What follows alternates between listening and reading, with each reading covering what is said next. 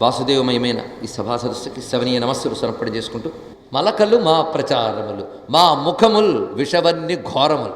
నోరు తెరిస్తే విషాలే. రెండు విషయాలు ఉంటాయటండి ఎప్పుడు మన నోటి నుంచి వచ్చేవి. ఒకటి ఆత్మస్థుతి, రెండవది పరనింద. ఈ రెండు విషయాలు చాలు. దానికి తోడు ఇంకా భయంకరమైన అశాస్త్రీయ మాట్లాడడం, వ్యర్థ సంభాషణలు, ఇవన్నీ కూడా విషములే. అందుకే మా ముఖములు విషగన్ని ఘోరములు. కలులము రోషజాతులము, దీర్ఘమన్యవహ అనేటువంటి మాట చెప్తున్నాడు. గర్వులము, మేమొక మంచివారమే.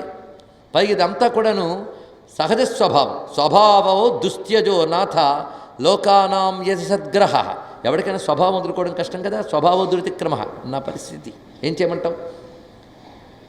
ప్రాణులకు నైజ గుణంబులు మానవచ్చునే, వెలయవే మా వికారములు వింతలే మేలునరించి తీశ్వరా. నువ్వు మేలు చేసావు.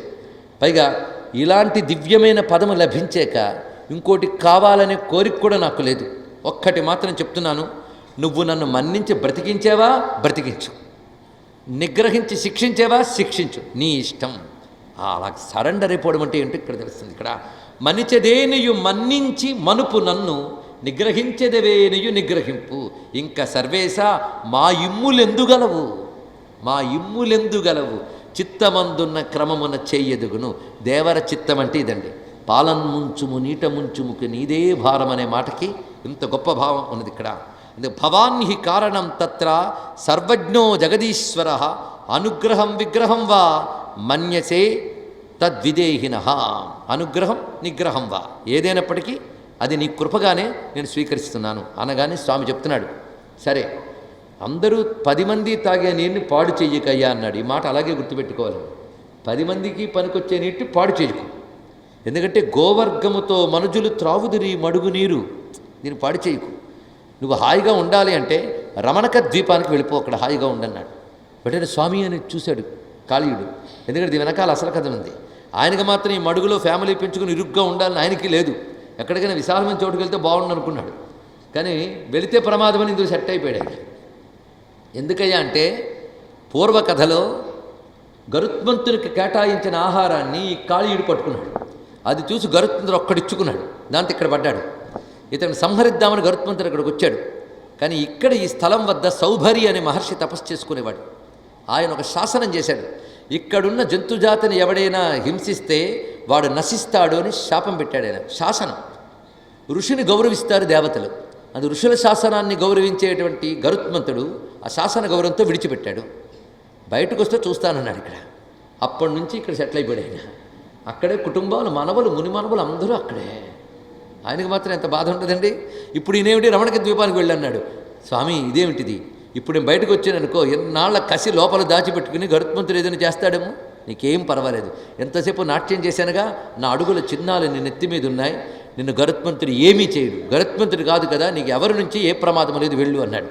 ఇప్పుడు చెప్పండి, ఈయన కాళీయుడిని శిక్షించాడా రక్షించాడా? రక్షించాడు. రక్షించాడు. శిక్షారూపం రక్ష ఫలం. రక్షించాడు. ఇప్పుడు హాయిగా స్వేచ్ఛగా వెళ్తున్నాడు. ఎవరి నుంచి భయం లేదు ఆయనకి. కవచంలా కాపాడుతున్నాయి ఇక్కడ. ఆ విధంగా అనుగ్రహించిన స్వరూపం. ఇన్ని చూస్తూ ఉంటే ఆ పరమాత్మ భావం తెలుస్తూనే ఉంది. సహజంగా శుద్ధజీవులు బయటికి ఉపాధి లక్షణం ఏదున్నప్పటికీ లోపల జీవలక్షణం బట్టి పరమాత్మ ప్రేమ తప్ప అన్యము లేనివారు వారు. ఇప్పుడు ఇవన్నీ చూసిన తర్వాత ఇంకేమున్నది? వారికి ఆ పరమాత్మపై అపారమైనటువంటి ప్రేమ కలిగినటువంటి కొందరు గోపకన్యలు ఈ స్వామి మాకు పతి కావాలి అని ఒక వ్రతాన్ని ఆచరించారు. హేమంత ఋతువులో ధనుర్మాసం, మార్గళి మాసం అప్పుడు వ్రతాన్ని ఆచరించారు. ఈ వ్రతం అమ్మ గోదాదేవికి స్ఫూర్తి అండి. నేను ఇవాళ పాసురాలు చదివాను కనుక నాకు అంతా మంచి జరుగుతుందని అర్థమైపోయిన చదివేయడం కాదు. ఇక్కడ గోపీభావం హృదయానికి తెచ్చుకుంటే చాలా బాగుంటుంది. ఇక్కడ ఆ తల్లి విల్లిపుత్తూరునే విరేపల్లి అనుకుంది. ఆమె ప్రతిందరినీ లేపి వెళుతుంది అనుకున్నారు. నిజంగా వాళ్ళెవరూ లేచి వెళ్ళలేదు విల్లిపుత్తూరులో. తన భావనలతో తాను విరేపల్లిలో ఉన్నట్టు భావించి తన భావాలనే గోపికలతో కలిసి ధ్యానం అనే స్నానంలో పరమాత్మ భావంలో పరమాత్మ కీర్తనలతో ధన్యురాలైంది తల్లి. మొత్తానికి వీళ్ళు గురువులండి. అలాంటి గురుస్వరూపాలైన గోపికా యోగినులు పరమాత్మ కోసం ఆ హేమంత ఋతువులో వ్రతాన్ని స్వీకరించారు. ఇక్కడ అప్పటికే పరమాత్మ యొక్క దివ్య వైభవాన్ని గ్రహించడం, ఆయన యొక్క వేణునాద సమ్మోహన మూర్తిని గ్రహించడం, ఆ వేణు నాదానుసంధానం వల్ల జీవులు పరమాత్మతో అనుసంధానింపబడ్డం అలాంటి స్థితిని పొందినవారు గనక పరమాత్మయే పతి కావాలని నిర్ణయించుకుని ఒకరినొకరు నిద్రలేపుకుని ఆ వ్రతాన్ని స్వీకరించారు. మొత్తం 4 రోజుల పాటు యమునా నదిలో బ్రాహ్మీ ముహూర్తంలో స్నానానికి వెళ్ళడం, ఆ స్నానం చేసేటప్పుడు కూడా వారిజలోచను పాడుచు వారిజలోచనులు వారి వారికి వెట్కన్ వారి విహారము సలిపిరి వారి విహారములు జగతి వారికి కలవే. ఎంత అందమైన తెలుగండి. వారి అనే మాటకి ఇన్ని అర్థాలను తెలిసిన వారెవరు ఈ రోజుల్లో? వారు వారి వారి అంటే నీరుని అర్థం. వారిజలోచను అంటే పద్మాక్షుడైన విష్ణువు గురించి పాడుతూ పద్మాక్షులైనటువంటి గోపికా స్త్రీలు వారి విహారము జలాలలో విహరిస్తూ ఉన్నారే, వారి విహారములు జగతి వారికి కలవే. వారికున్న ఆ వైభవము లౌకిక వాసనలో ఉన్న వారికి ఉంటాయా అని చెప్తున్నారు ఇక్కడ. పైగా ప్రొద్దున ఒకరినొకరు లేపి వెళ్తూ ఉన్నారు. దీన్ని బట్టి తెలుస్తుంది పరమాత్మ కావాలనుకోవడం లౌకిక కామన కాదు. లౌకిక కామన అంటే అందరూ ఒకే భర్త కోసం గ్రూపుగా వెళ్ళరు. ఇక్కడ నుంచి చూస్తున్న అంశములన్నీ పరిశీలిస్తూ ఉంటే లౌకిక కామన వలే కనబడుతోంది, కానీ అది బ్రహ్మకామన, సామాన్యమైన అంశం కాదు. అనేక జన్మలు తపస్సులు చేసి వేదాంత వచనములు విని వ్రజ సాహిత్యంలో మాట ఉంది, ఒక గోపిక వద్దకు వచ్చి కూడా బ్రహ్మజ్ఞానం చెప్తుంటట. చాలు ఇలాంటివి చాలా విన్నాం అందులో ఇక్కడ. అంటే అర్థం అలాంటివి ఎన్నో విని సాధనలు చేసి అన్ని దాటి ఇక్కడికి వచ్చాం, ఇంకా చాలు. ఇప్పుడు పొందవలసింది పొందడానికి వచ్చాం. ఇక్కడ బ్రహ్మమే ఒక రూపం ధరించినప్పుడు ఇన్నాళ్ళు తపస్సు చేత చిత్తాన్ని శుద్ధి చేసుకుని బ్రహ్మము కావాలనే బ్రహ్మకామన, అది కామం కాని కామం. అందుకే నకామయమాన నిరోధ రూపత్వాత్ అంటాడు నారదులు వారు. కోరికలన్నిటి పోగొట్టే కోరిక కాదయ్యా అన్నాడు ఇక్కడ. అలాంటి లక్షణం కలిగినటువంటి వారు కృష్ణుడు కావాలనే కోరికతో ఈ వ్రతాన్ని స్వీకరిస్తున్నారు. ఇది కాత్యాయని వ్రతం. ఆ తల్లి అనుగ్రహం కోసం కాత్యాయని ఆరాధిస్తున్నారు ఇక్కడ. కాత్యాయని మహామాయే మహాయోగిన్యధీశ్వరి నందగోప సుతం దేవి పతిం మే కురు తే నమః ఇది మంత్రం జపంత్యస్తాహ అన్నాడు ఇక్కడ.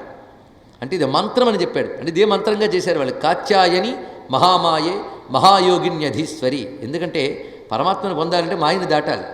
ఆ మాయ జగజ్జనని, దాన్ని ఆశ్రయిస్తున్నారు. అంతేకాదు కాత్యాయన్ని ఏమంటే కృష్ణభక్తులు కాత్యాయన్ని పూజించచ్చా? ఇలా కొందరు ప్రశ్నిస్తుంటారు. ఏం చేస్తాం మరి? రుక్మిణీదేవి నమ్మితినా మనమును ఎందుకందో తెలియదు ఇక్కడ.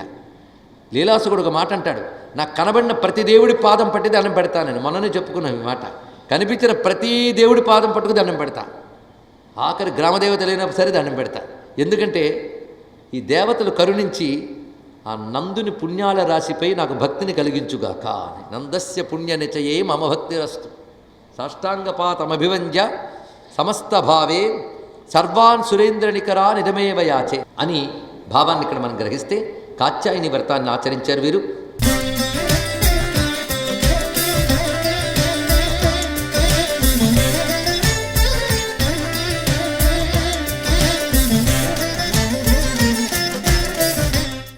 చివరి రోజు స్నానం చేస్తున్నప్పుడు వస్త్రాలను ఒడ్డును పెట్టి స్నానం చేశారు. ఎందుకంటే ఉత్సాహం, ఆనందం, తాదాత్మ్య స్థితి.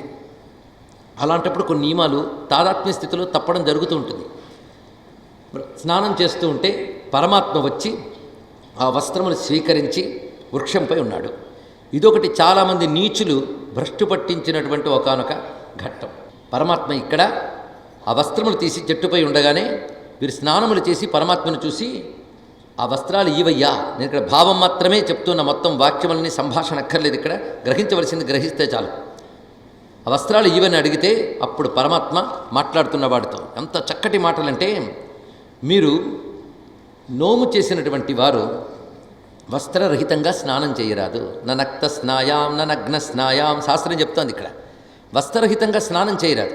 వస్త్రరహితంగా స్నానం చేస్తే ఏదైనా వ్రతాలు చేసినా నియమాలు చేసినా నియమం తప్పితే ప్రత్యవాయ దోషం ఒకటి వస్తుంది. వ్రతఫలం రాదు సరికదా, వ్రత భంగం చేసినటువంటి నియమభంగం చేసిన ఒకానొక దోషం వస్తుంది. ఆ దోషం పోగొట్టుకోవడానికి మరికొన్ని ప్రాయశ్చిత్తాలు చేయాలి. ఇక్కడ ఈ ఘట్టంలో ఉన్న ఆంతర్యం ఎంత గొప్పదో చూడండి. ఇక్కడ వీళ్ళు పాపం తెలియకో తప్పు చేశారు. ఈ తప్పు వల్ల వస్త్రరహితంగా స్నానం చేయడం వల్ల ఎన్నాళ్ళు వ్రతం నష్టమైపోవాలి కదా.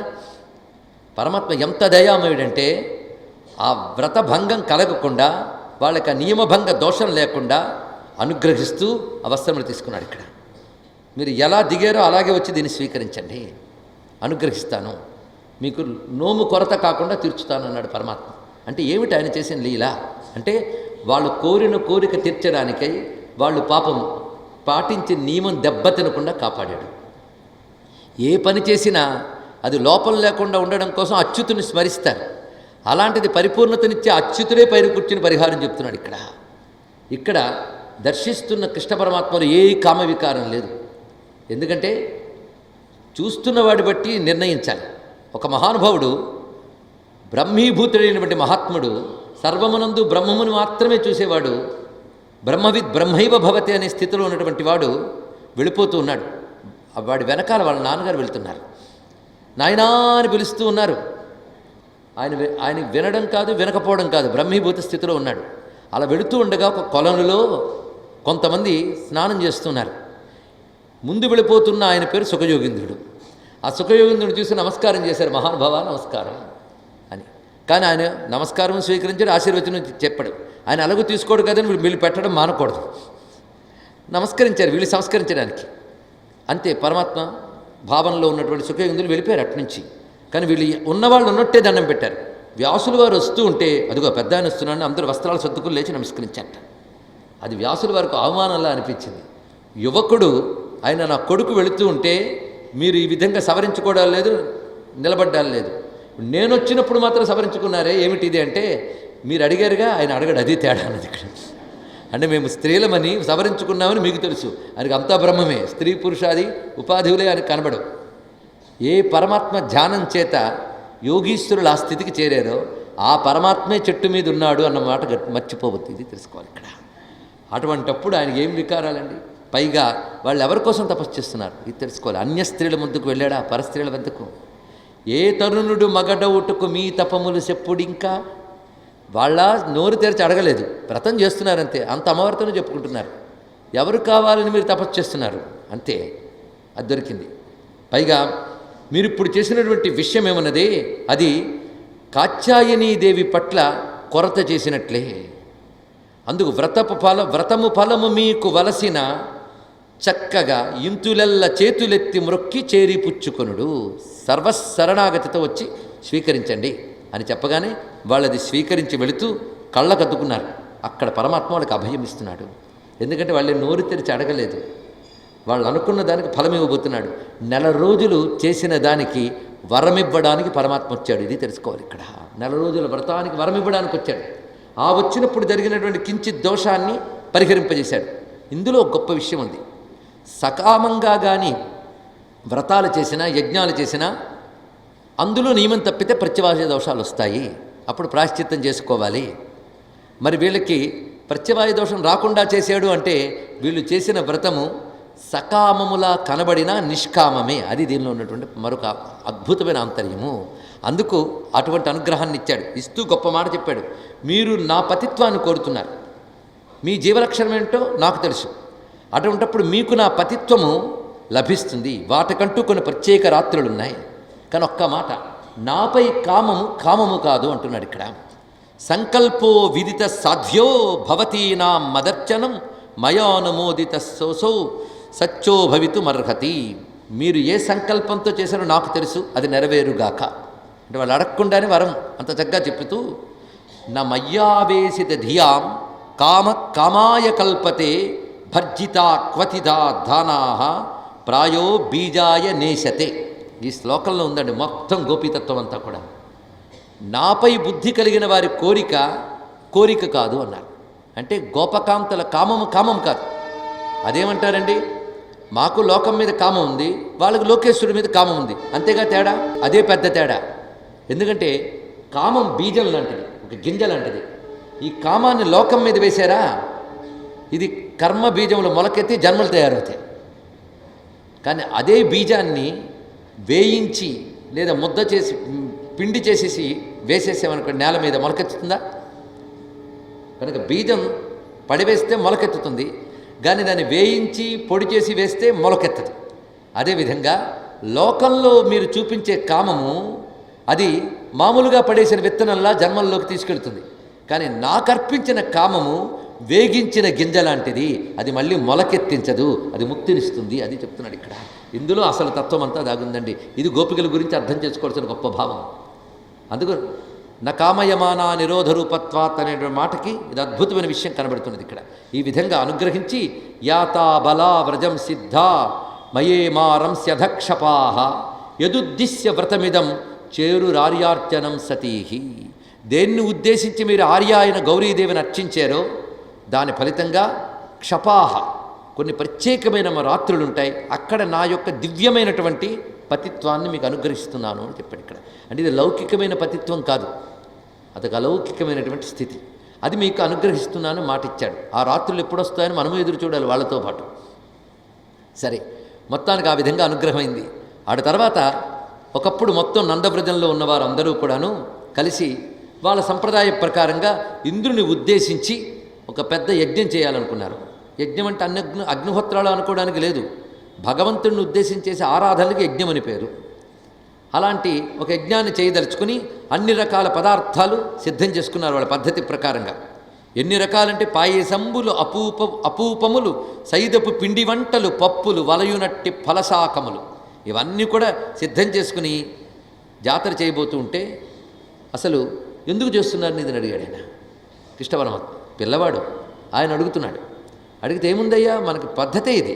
వర్షకారకుడు ఇంద్రుడు, వర్షాల వల్ల మనం బ్రతుకుతున్నాం, కానీ ఇంద్రుడిని ఉద్దేశించి యజ్ఞాన్ని చేస్తున్నాం అని అంటే ఎవరి కర్మకి వాళ్ళు ఫలం లభించేటప్పుడు మళ్ళీ ఇంద్రుడు ఏమిటి? మహాముని పూజించదలుచుకుంటే మనకి ఫలాల్ని ప్రసాదించుతున్నటువంటి గోవుల్ని పూజించండి, గోవర్ధనాన్ని పూజించండి, విప్రుల్ని పూజించండి, ఇంకెందుకు ఆ ఇంద్రుడిని పూజించడం అని చెప్తూ ఇది నాకు తోచిన అభిప్రాయం చెప్పాను, మీరు ఇంకా ఆలోచించుకోండి అన్నట్టు మరొకటి. అదొకటి ఎంత మర్యాదో మళ్ళీ మధ్యలో. అందుకు నేను చెప్పినటువంటి మాట మీరు ఏతన్ మమ మతం తాత క్రియతాం ఎది రోచతే, ఇది నా అభిప్రాయం, మీకు నచ్చితే పాటించండి అన్నాడు ఇక్కడ. కృష్ణుడు ఒక మాట చెప్పాక దాని మీద చర్చ కూడా లేదు వాళ్ళకి. భక్తి లేదు, గొప్పదండి. అంటే కృష్ణుడు ఎంత ప్రేమస్వరూపమో అంత గురువు కూడా వాళ్ళకి. కృష్ణం వందే జగద్గురు. గురువు ఏం చెప్తే అది చర్చిత కూడా చేయాల్సిందే అక్కడ. వెంటనే వాళ్ళు అదే సిద్ధం అన్నారు. మరి ఏం చేయాలి? మీరు ఆ వంటలన్నీ సిద్ధం చేయండి, గోవర్ధనగిరికి పెట్టండి.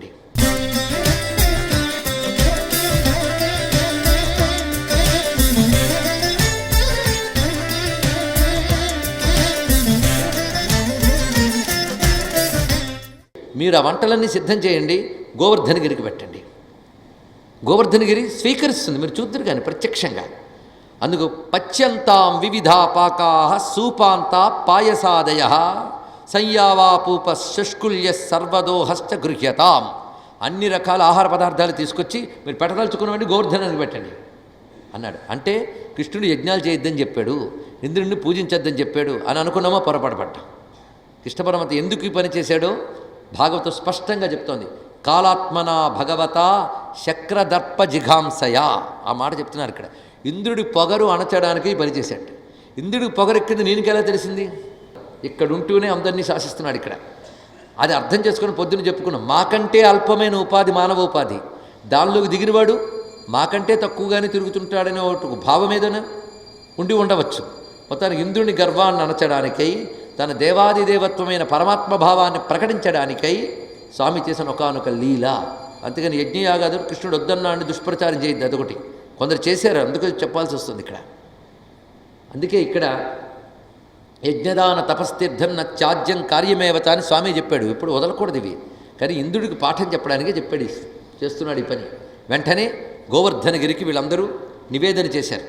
ఆశ్చర్యం, కృష్ణుడు ఆ గిరి రూపంలో మొత్తం స్వీకరించాడు అని చెప్తున్నారు. అంటే గోవర్ధనగిరి ఆయన స్వరూపమే. ఇచ్చినవన్నీ ప్రత్యక్షంగా గ్రహించడం చూసాక వాళ్ళకి ఎంత ఆనందం కలిగిందో. కృష్ణస్త్వన్యతమం రూపం గోప విశ్రంభణం గత శైలోస్మీతి బ్రువన్ భూరి బలమాదత్ బృహద్వపు అహో పశ్యత.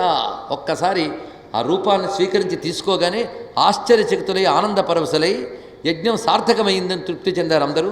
గోవర్ధన పూజతో చక్కగా ఎవరిళ్ళకి వాళ్ళకి చేరుకున్నారు. ఇంద్రుడికి కోపం వచ్చింది. మొత్తానికి ఈ గోపకులందరికీ పెరుగులు నేతులు తాగి ఒళ్ళు కొవ్వెక్కిందన్నట్ట. పెరుగులు నేతులు త్రావి క్రొవ్వి భువి నాభీరుల్ మదాభీరులై వారు నన్ను ఉపేక్ష చేశారు కృష్ణుడి బాట బట్టి. ఎవడి కృష్ణుడు? వాచాలం బాలిశం స్తబ్దం అజ్ఞం పండితమానినం కృష్ణమర్త్యముపాశ్రిత్యం గోపామే చక్రూర ప్రియం. గోపాలురు ఈ కృష్ణుడిని అండ చూసుకు చేశారు. కృష్ణుడు ఎవడు? వాచాలుడు, నోటుకొచ్చినట్టు వాగుతుంటాడు, మూర్ఖుడు, అజ్ఞాని, పండితుడు అనుకుంటూ ఉంటాడు, మర్త్యముపాశ్రిత్య, ఇది వాడి భావం. ఒక మామూలు మానవుడు అంటే మానవుడు ఉపాధిలో ఉన్నటువంటి వాడు అని తానేమిటో చూపిస్తానని చెప్పి పర్జన్య గణములన్నిటి శాసించాడు, మేఘగణాలని. ఆ మేఘాలు వర్షించడం మొదలు పెడుతున్నాయి, కుంభవృష్టి కురిపిస్తున్నాయి. అప్పుడు అల్లల్లాడిపోతున్నటువంటి గోపకులు గోపికలు, వాళ్ళకి కష్టం కలిగితే కృష్ణ అనడం తెలుసు, మరేం లేదు, అది తెలిస్తే చాలు. కృష్ణ కృష్ణ మహాభాగా త్వన్నాథం గోకులం ప్రభో త్రాతు మర్హసి దేవాన్న కుపతాత్ భక్తవత్సల. హే కృష్ణ, నిన్నే దిక్కుగా కలిగిన గోకులాన్ని నువ్వు కాపాడవయ్యా అని ఎప్పుడైతే శరణు వేడారో అప్పుడు పరమాత్మ చిన్న నవ్వు నవ్వుకున్నాడు. ఓహో, ఇంద్రుడు అలిగి చేస్తున్న పని ఇది, ఇక్కడ అది ప్రశమింపజేయాలి, దాన్ని నిగ్రహించాలి అని పరమాత్మ ఒక్కసారిగా గోవర్ధనగిరి వద్దకు వెళ్ళి అరచేతితో పర్వతాన్ని ఎత్తి పట్టుకుంటున్నాడు. ఈ దివ్యమైనటువంటి ఘట్టం ఇవాళ మహామహిమాన్వితమై అనేక లోతులతో కూడిన లీలలు చెప్పుకుంటూ వెళ్తున్నాం. ఈ లీల ఒకానొక పరాకాష్ఠకు చెందిన లీల. కృష్ణలీలల్లో అత్యంత ముఖ్యమైనది ఎత్తాడు. ఎలా ఎత్తాడంటే కొండనెత్తిసిండి చిన్నపిల్లాడు, దానికి ఆశ్చర్యమేముంది. కిరియై ధర ఎత్తిన హరి కరసరసిజ ముకుళ మెత్తుగతి త్రిభువన శంకర కరుడై గోవర్ధనగిరి ఎత్తెన్ చక్క నొక్క కేలం లీలన్. ఆయనకేముందండి, వరాహమూర్తి ధరించి మొత్తం భూమినే ఎత్తిన వాడికి భూమిపై ఒక పర్వతాన్ని ఎత్తడం ఎంత. పైగా దండిని బ్రహ్మాండంబులు చెండుల క్రియ బట్టి ఎగరి జిమ్మెడు హరికిన్. బ్రహ్మాండాల్ని బంతుల్లా ఎగరేసి ఆడుకునే పరమాత్మకి ఇది ఎత్తడం పెద్ద విశేషమా. మొత్తానికి ఇత్యుక్త్వైకేన హస్తేన కృత్వా గోవర్ధనాచలం దధార లీలయా కృష్ణ ఛత్రాకమివ బాలక. పిల్లాడు ఒక గొడుగు పట్టినట్టుగా, అది ఎంత అందంగా చెప్తుంటే, బాలుండాడుచు ఆతపత్రమని సంభావించి పూగుత్తికెంగేలం దాల్చిన లీల. ఒక చిన్నపిల్లాడు ఆడుకుంటూ ఆడుకుంటూ ఒక పువ్వుల గుత్తిని ఎత్తిపట్టి నట్టుగా ఈయన మొత్తం ఈ పర్వతాన్ని ఎత్తిపట్టుకున్నాడు. ఎత్తిపట్టుకుని నిలబడి అభయమిస్తున్నాడు. సందేహించకుండా అందరూ ఈ లోపలికి రండి అంటున్నాడు. ఇక్కడ బాలుండీతడు కొండ దొడ్డది మహాభారంబు సైరింపగా జాలండో అని దీని క్రింద నిలువని శంకింపగా బోలదు. చిన్నపిల్లాడు కొండెత్తాడే అని శంకించకుండా అందరూ హాయిగా దీని కిందకి రండి. ఒక్కటి, సమస్తమైన బ్రహ్మాండం పైన పడ్డా నా చెయ్యి కదలదు సుమా అని అభయమిచ్చాడు ఇక్కడ. అది దృఢ సంకర్షణోచ్యుత. ఏమన్నదంటే పట్టంత గట్టి పట్టు. వెంటనే ఆనందంగా అందరూ ఆ కొండ కిందకి చేరి పరవశించిపోతున్నారు స్వామిని చూస్తూ. ఇక్కడ మనం కూడా చూద్దాం, ఆ రమ్యమైన మూర్తిని చూశాక అన్నీ మర్చిపోయారు వాళ్ళు. పైగా రాళ్లవాన బాధ లేదు, ఏ బాధ లేదు, స్వామిని చూస్తూ హాయిగా కూర్చున్నారు. ఆయన రక్షణలో ఆయన్ని చూస్తూ కూర్చోవడం కంటే ఏం కావాలి. ఇక్కడ ఎంత పరవశించి చూస్తున్నారంటే, స్వామి నన్నెవరు డిస్టర్బ్ చేయకండి, అసలే కొండ పట్టుకున్నాను అని అన్నాడు.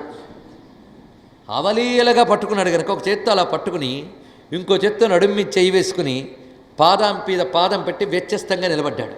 ఆ స్వామి వద్దకు పరుగు పరుగును వచ్చేసే ఆవులు దూడలు అన్నీను. ఆ వచ్చిన ఆవుల్ని నిమురుతున్నట్టు స్వామి నిమిర గంగడోలు నిమురుతూ గోపబాలకులతో కబులు చెప్తున్నాడు. ఇదంతా ఒక చేత్తో పట్టుకునే. ఆ రూపాన్ని చూస్తూ పరవశులైపోయారు కొందరు. ఒక్కొక్కరిది ఒక్కొక్క భావం. కొందరు మూర్తికి దగ్గరికి వెళ్ళి ఆనందంగా నిమురుతున్నారు చేతులతో, కొందరు చూస్తూ స్తబ్ధీభూతులైపోతున్నారు. ఒక్కొక్కరు ఒక్కొక్క స్థితి. అలా ఉన్న గోప గోపీ జన మధ్య సంస్థల్లో గోవర్ధన గిరిధారి భాషిస్తున్నాడు. ఆ స్వరూపాన్ని దర్శించవలసిందే మనసా. ఎంత దివ్యమైన రూపం అది. అలాగా 7 పగళ్ళు 7 రాత్రులు పట్టి ఉంచాడు ఇక్కడ. ఒకరోజు కాదు, 2 రోజులు కాదు, 7 పగళ్ళు 7 రాత్రులు. మరి తిండి, ఒక్కపూట తిండి లేకపోతేనే కష్టం కదా. అంటే కృష్ణ పరమాత్మ చుట్టూ ఉన్నటువంటి గోప గోపి జనాలకి ఆకలి దప్పిక లేదు, పుష్టి కలిగింది శరీరానికి. ఇక్కడ మళ్ళీ అమృతావతారం అంటే ఏంటో తెలుసుకోవాలి. స్వామి సన్నిధిలో మన ఆకలి దప్పులు మనం మర్చిపోయినా ఆయన కావలసింది ఇస్తూనే ఉంటాడు. ఇక్కడ ఆయన శరీరం నుంచి ప్రసరిస్తున్నటువంటి అమృత ప్రకాశానికి ప్రభావానికి వాళ్ళందరూ పుష్టి కలిగి ఉన్నారు అక్కడ. అది కృష్ణ పరమాత్మ వేణుగానం చేస్తూ ఉంటే ఆ ఆవులు మేత మానేసి వినేవి. రోజు సాయంత్రం వరకు మేత మానేసి కచేరీ వింటూ వస్తూ ఉంటే వాడికి తిండి ఎలా అండి, పుష్టి ఎలాగా? అసలు వేణుగానం నుంచి వచ్చిన అమృతం చాలు. చివరికి స్వామి మొత్తం వేణుగానం అయ్యి వెళ్ళిపోతున్నప్పుడు తన చేతితో వాటి యొక్క ఆ మూపురం నుంచి చేత్తో రాస్తాడు వెన్ను మీద. ఆ కరస్పర్శ ద్వారా వచ్చిన అమృతంతో ఆవులు పుష్టి చెంది వెళ్ళేయి అని వర్ణిస్తున్నారు ఇక్కడ. అది స్వామి యొక్క అమృతావతార తత్వంలో ఒక భాగం. అలా 7 పగళ్ళు 7 రాత్రులు అందరూ ఆనందితులై కృష్ణుని యొక్క దివ్యమంగళమూర్తిని చూస్తూ చర్చ చేసుకుంటున్నారు. నందుడితో అంటున్నారు తోటి వాళ్ళు, 7 ఏండ్ల బాలుడెక్కడా? అప్పుడు 7 ఏళ్ళండి స్వామికి. క్రీడం కరితమ్మి ఎత్తు క్రియందరముంజూడ గిరి ఎత్తుటెక్కడా? ఆశ్చర్యంగా ఉంది. ఇప్పుడు ఇదివరకు జరిగినవన్నీ గుర్తు తెచ్చుకుంటే ఈయన సామాన్యుడు కాడు అనిపిస్తోంది. పసితనంలోనే పూతన్ని చంపిన దగ్గర నుంచి శకటాసుర సంహారం, సర్పాన్ని అణచడం, మద్ది చెట్లని కోల్చడం, ఇవన్నీ చూస్తూ ఉంటే ఇతడు కేవలం మనుజుడే ఎంచి చూడా. నువ్వే చెప్పాలి నందా. ఒకప్పుడు గర్గమహాముని వచ్చి పేరు పెట్టాడేమో, అప్పుడు ఏమన్నాడు అని. ఏదో అన్నాడు ఆయన గుర్తుకొస్తుంది. ఈయన పరమాత్మయే. మొత్తానికి ఈ లీల ఎంత గొప్పదంటే అందరికీ ఇతడు పరమాత్మ అయిన భావం నిలిపిన లీల గనక ఈ లీలకి చాలా విశేషమైనటువంటి విషయం. ఇది ఇలా వచ్చి అలా పోలే. 7 రోజులు 7 పగళ్ళు 7 రాత్రులు సామాన్యం కాదు. ఇక్కడ చిట్ట చివరికి వాన వెలిసింది. అంటే కురవండి కురవండి అంటున్నట్టు మేఘాలు ఇంద్రుడు. మేఘాలు ట్యాంకులు ఖాళీ అయ్యాయి, కురుసు ఖాళీ అయిపోయాయి. ఖాళీ మేఘాలు తొలగిపోయాడు. ఆయన ఏం చేస్తాడు? దీన్ని బట్టి పరమాత్మ రక్షించేటప్పుడు మనల్ని బాధించేవి విసిగి వెళ్లాల్సిందే తప్ప రక్షించే పరమాత్మకు విసుగు లేదు. ఆయన కాపాడుతూనే ఉంటాడు ఇక్కడ.